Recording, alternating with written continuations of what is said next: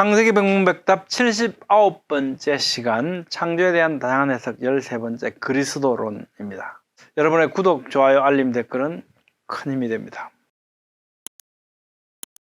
안녕하세요, 김홍석입니다. 오늘은 기독론, 그리스도론에 대해서 시작하겠습니다. 오늘날 기독교 내 한편에서는요, 현대의 과학, 인간, 이성 중심의 비평적 사고와 철학에 따라 성경적 그리스도론을 부인하고 예수님을 단지 훌륭한 선지자나 예언자로 여기는 신학이 존재하고 있다는 위험을 심각하게 인지할 필요가 있습니다. 실제로 나타나고 있는 이런 현상, 이걸 우리가 지난 창세기 백문백답 제67강에서 이미 살펴봤습니다만 다음과 같이 나타나고 있음을 다시 한번 상기하고 가겠습니다. 1960년대 스타겐 글락이 조사한 거죠.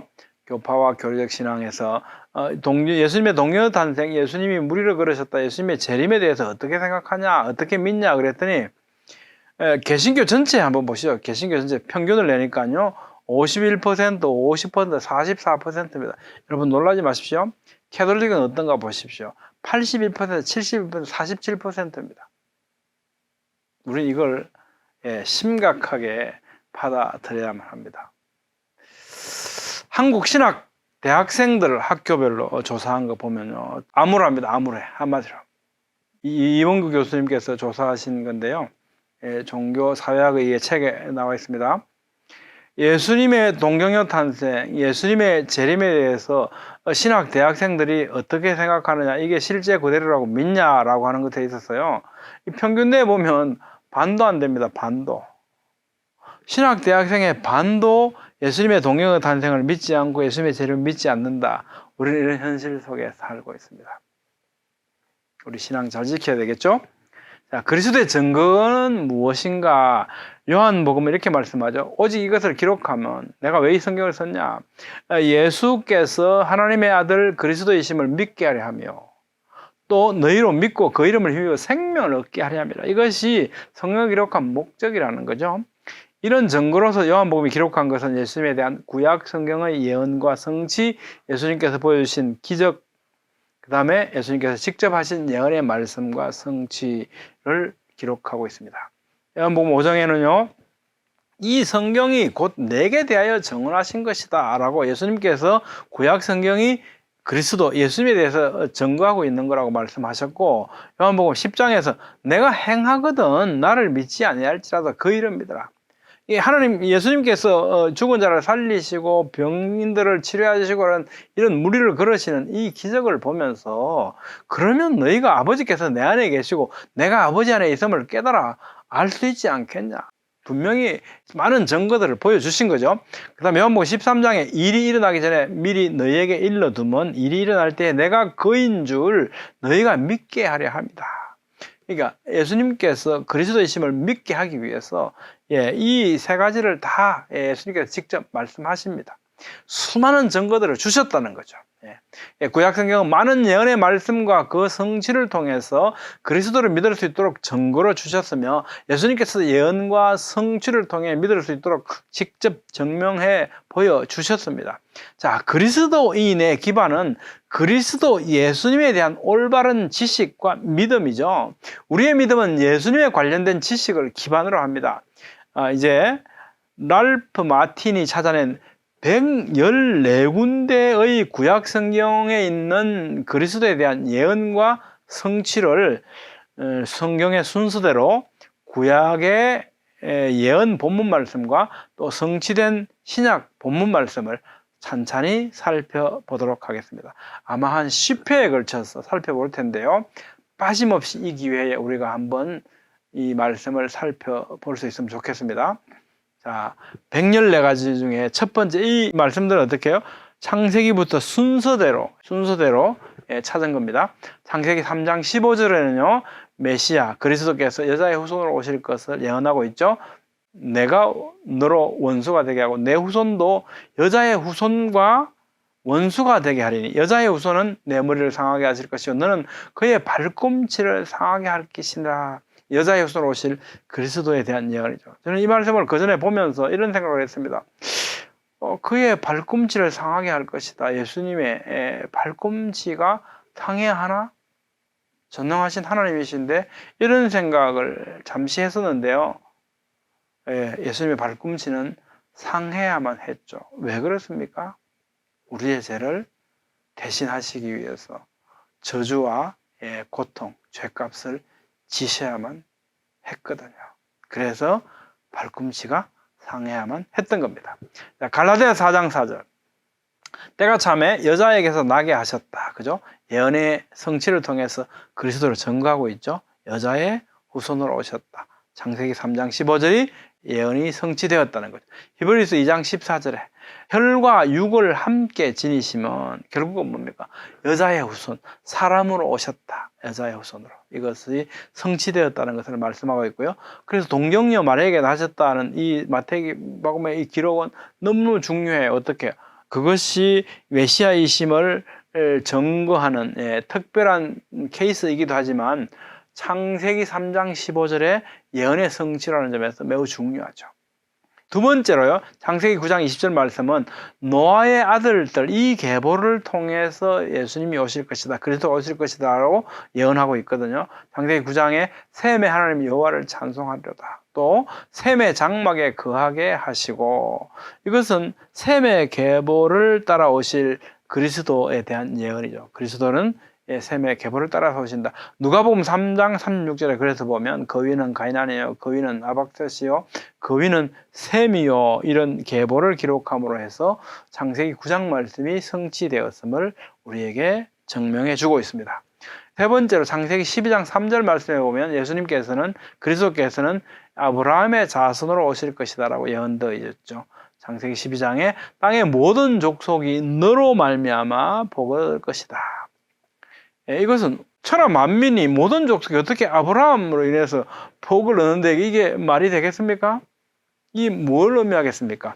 아브라함의 계보를 따라서 오실 그리스도를 통해서 복음이 만민에게 증거되고요, 구원에 이르게 한다는 거죠. 또 마태복음 1장 1절에 보면 그래서 아브라함과 다윗의 자손 예수 그리스도의 계보라. 예수님은 그리스도로 오셨는데 아브라함의 후손으로, 이렇게 창세기 12장 말씀이 성취되었다는 것을 우리에게 증명해 보여주고 있습니다. 갈라디아서 3장에서도 이방을 믿음으로 말미암아 의로 정하실 것을 미리 아시고 먼저 아브라함에게 복음을 전해주신 거다라고, 아브라함의 후손으로 오실 메시아, 이 예언이 성취되었음을 우리에게 증명해 주고 있습니다. 갈라디아 3장 16절은요, 이 약속들은 아브라함과 그 자손에게 말씀하신 것인데 여럿을 가리켜 그 자손들이라 하지 아니하시고 오직 한 사람을 가리켜 내 자손이라 하셨으니 곧 그리스도라. 이 무슨 말씀이냐? 이 약속들은 복수잖아요, 그죠? 이 약속들은 여러 사람에게 주어졌다. 아브라함에게 주어졌고 이삭에게 주어졌고 야곱에게 주어졌다는 겁니다. 그래서 약속들인데 이 약속의 내용은 어떻게 해요? 하나죠, 하나. 그러면서 오직 한 사람을 가리켜 내 자손이다. 자, 보면 창세기 12장 3절에 그죠? 땅의 모든 족속이 너로 말미암아 복을 얻을 것인데 22장 18절에 또 내 씨로 말미암아 천하 만민이 복을 받을 것이다. 내 씨가 단수거든요, 단수. 아브라함의 자손들이 얼마나 많습니까? 그런데 그게 아니고 내 씨, 단수로 사용되고 있다. 또 이삭에게도 창세기 26장에서 말씀하시는데요, 내 아버지 아브라함에게 맹세한 것을 이룬다. 그러면서 내 자손으로 말미암아 천하 만민이 복을 받을 것이다. 내 자손, 이 자손도 단수를 사용하고 있습니다. 그러니까 단수, 한 자손의 한 사람, 예수 그리스도를 지칭하고 있죠. 야곱에게도 창세기 28장에서 땅의 모든 족속이 너와 내 자손으로 말미암아 복을 받을 거다. 내 자손 역시 단수로 사용되었습니다. 오직 한 사람을 가리켜 내 자손이라 하셨더니 곧 그리스도라, 이 말씀이죠. 자, 네 번째, 창세기 12장 3절과 28장 14절 말씀에는요, 아브라함을 통해서 복이 만인에게 내려진다라고 말씀합니다. 창세기 12장 3절, 너를 축복하는 자에게는 내가 복을 내리고 너를 저주하는 자에게는 내가 저주하리니 땅의 모든 족속이 너로 말미암아 복을 얻을 것이라 하신지라. 온 인류와 우주의 창조주이신 하나님께서 왜 아브라함을 축복하는 자에게 복을 내리시고 저주하는 자에게 저주하시는가? 왜 아브라함만 챙기시는가? 그 이유는 바로 뒤에 설명되어지죠. 땅의 모든 족속이 아브라함으로 말미암아 복을 얻을 것이기 때문입니다. 그 다음에 창세기 28장 14절 말씀에 내 자손이 땅에 티끌같이 되어 내가 서쪽과 동쪽과 북쪽과 남쪽으로 퍼져나갈지며 땅의 모든 족속이 너와 내 자손으로 말미암아 복을 얻으라. 모든 족속이 얻을 복은 그리스도의 대속을 통한 구원 복음이죠. 갈라디아 3장 8절에도요. 또 하나님이 이방을 믿음으로 말미암아 의로 정하실 것을 성경이 미리 알고 먼저 아브라함에게 복음을 전하되 뭐라고 전했냐? 모든 이방인이 너로 말미암아 복을 받으자 했다는 거죠. 그래서 이렇게 이 예언의 말씀이 그리스도가 아브라함의 계보를 통해서 오심으로 해서 만민에게 복음이 전해지는 복을 받는 이런 예언이 성취되었다고 하는 것을 정언해 주고 있습니다. 갈라디아 3장 16절 이 약속들은 아브라함과 그죠?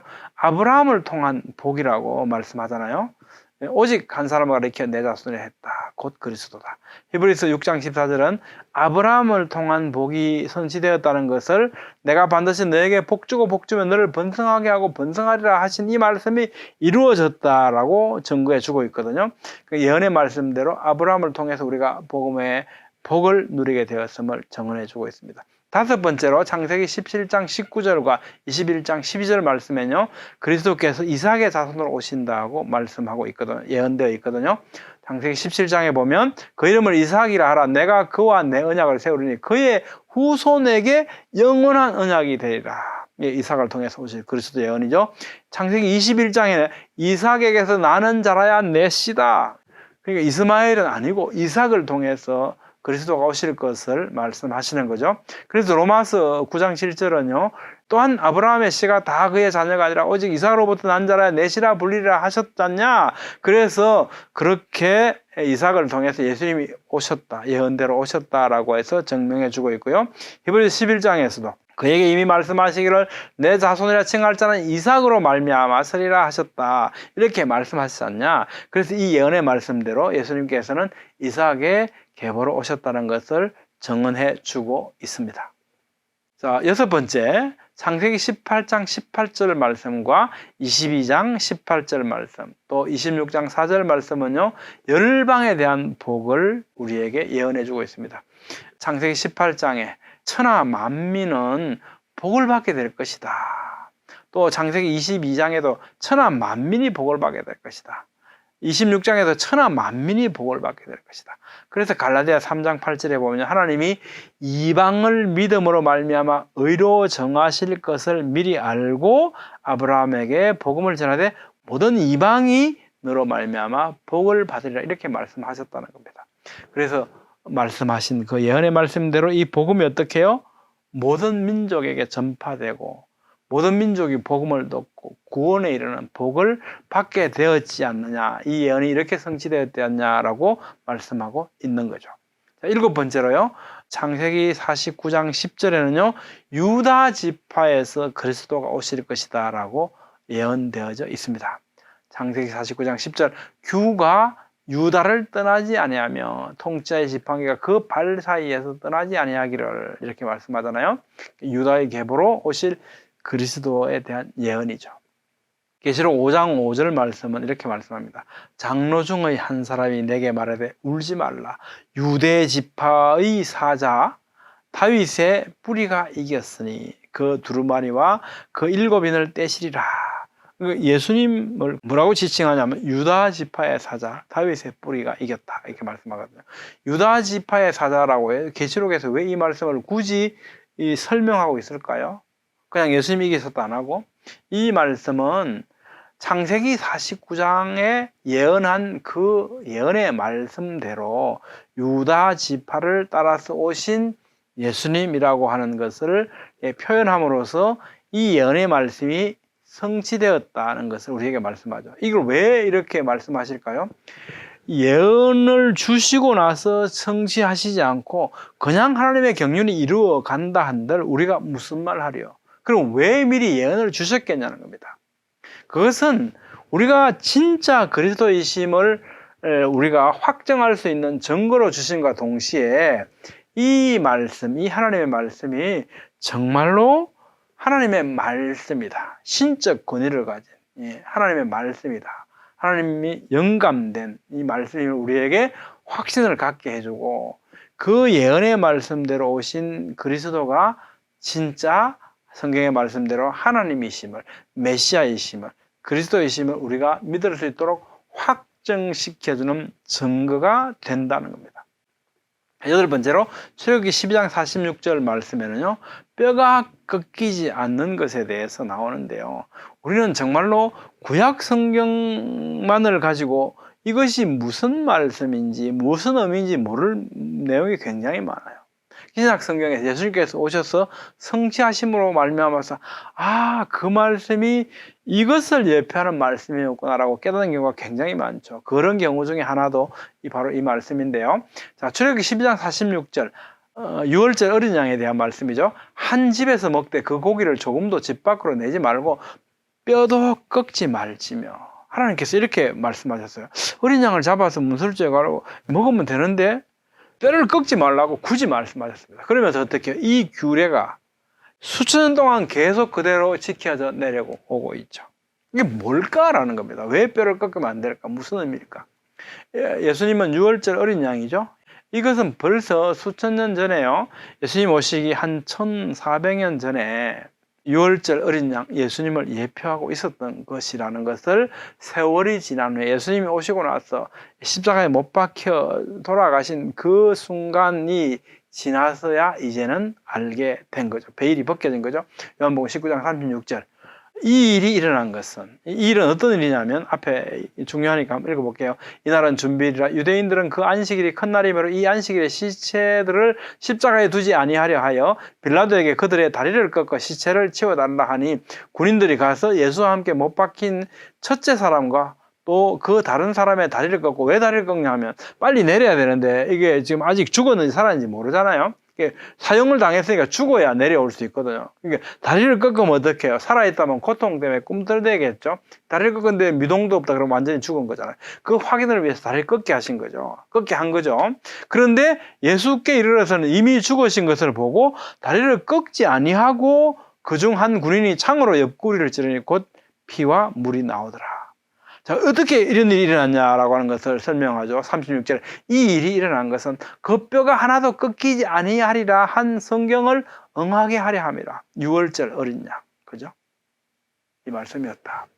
자, 그 다음에 민수기 21장 8, 9절에 보면 광야에 뱀을 드는 어떤 이 예언의 말씀이 나오는데, 이것이 어떻게 해요? 그리스도의 예표였다. 민수기 21장 8, 9절. 우리 내용 다 아시죠? 예수께서 모세에게 있을 때 불뱀을 만들어 장대 위에 매달아라. 물린 자마다 그것을 보면 살리라. 불순종하는 이 이스라엘 백성들에게 하나님께서 불뱀을 보내서 물게 하셨잖아요. 그래서 이거 불뱀을, 노뱀을 만들어서 달게 하셨거든요. 그래서 그걸 보면 나을 거다. 그래서 그 말을 믿고 믿음을 가지고 나와서 보면 나았다는 거죠. 십자가에 달리실 예수님의 대속의 죽으심, 이것을 믿는 자에게 영생을 주실 것을 예표한 사건이죠. 그래서 요한복음 3장 14절 15절 예수님께서 직접 말씀하시잖아요. 모세가 광야에서 뱀을 든 것 같이 인자도 들려야 하리니 이는 그를 믿는 자마다 영생을 얻게 하려 하심이니라. 구약 민수기의 예표대로 그리스도의 십자가를 믿음으로 말미암아 영생을 얻는다는 것을 정언해 주셨습니다. 네, 마지막으로 10번째요. 민수기 24장 17절로 19절에 보면 야곱에서 나올 별을 말씀하고 있습니다. 한 별이 야곱에서 나오며 한 규가 이스라엘에게서 일어나서, 이렇게 말씀하거든요. 이것은 야곱의 후손으로 오실 그리스도에 대한 예언의 말씀이죠. 마태복음 2장 2절에 유대인으로 나신 이가 어디 계시냐, 우리가 동방에서 그의 별을 보고 그에게 경배하러 왔노라고 말하죠. 누가복음 1장 33절에 보면 천사가 마리아에게 와서 이렇게 말하잖아요. 영원히 야곱의 집을 왕으로 다스리실 것이며 그 나라가 무궁하리라. 누가? 너에게서 성령으로 잉태되어서 태어나실 그 예수님이 그러하실 것이다 하는 거죠. 계시록 22장 말씀에 예수님이 이렇게 말씀하십니다. 나의 예수는 다윗의 뿌리요 자손이니 광명한 새벽 별이라고 말씀하셨거든요. 예언된 별이신 그리스도의 예언. 그러니까 민수기에 한 별이 야곱에서 나오겠다는 이 예언의 말씀대로 예수님은 태어나셨을 때 그의 별을 보고 동방박사들이 이르렀고요. 계시록 마지막 22장에서 나는 광명한 새벽 별이라고 말씀하심으로써 민수기 예언의 성취를 우리에게 증명해 보여주셨습니다. 자, 여러분의 생각은 어떠십니까? 오늘은 그리스도에 대한 114가지 예언 말씀 가운데 1번부터 10번까지 10가지의 예언과 성취를 살펴봤습니다. 이런 예언들의 성취는 그 진리성을 입증하죠. 그러면서 우리 주 예수 그리스도에 대한 강력한 증거인 거죠. 다음 시간에도 성경에 기록된 그리스도에 대한 114개의 예언 말씀을 이번 시간에 이어서 순서대로 살펴나가겠습니다.